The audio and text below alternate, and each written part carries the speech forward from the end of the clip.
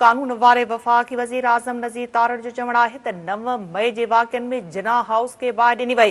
Senate जे इजलास में ॻाल्हाईंदे कानून वारे वज़ीर चयो त शरपसंदनि रेडियो पाकिस्तान जी इमारत में बि भञन राग आई।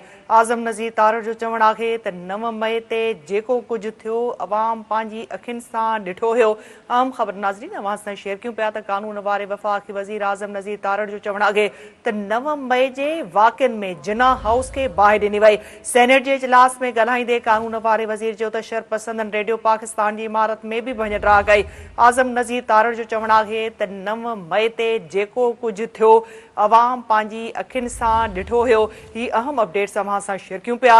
कानून वारे वफ़ाक़ी वज़ीर आज़म नज़ीर तारड़ जो चवणु आहे त 9 मई जे वाक़िअनि में जिना हाउस खे बाहि ॾिनी वई। सेनेट जे इजलास में ॻाल्हाईंदे कानून वारे वज़ीर जो चवणु हो त शरपसंदनि रेडियो पाकिस्तान जी इमारत में बि भञन राग आई।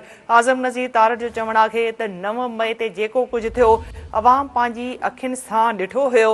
कानून वारे वफ़ाक़ी वज़ीर आज़म नज़ीर तारड़ जो चवणु आहे त 9 मई जे वाक़िअनि में जिना हाउस खे बाहि ॾिनी वई। सेनेट जे इजलास में ॻाल्हाईंदे कानून वारे वज़ीर चयो त शरपसंदनि रेडियो पाकिस्तान जी इमारत में बि भञन राग आई। आज़म नज़ीर तारड़ जो चवणु हुयो त 9 मई ते जेको कुझु थियो अवाम पंहिंजी अखियुनि सां ॾिठो हुयो।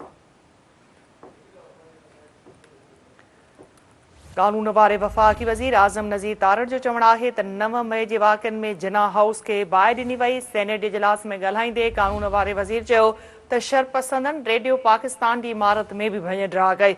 आज़म नज़ीर तारड़ जो चवणु आहे त 9 मई ते जेको कुझु थियो अवाम पंहिंजी अखियुनि सां ॾिठो हुयो।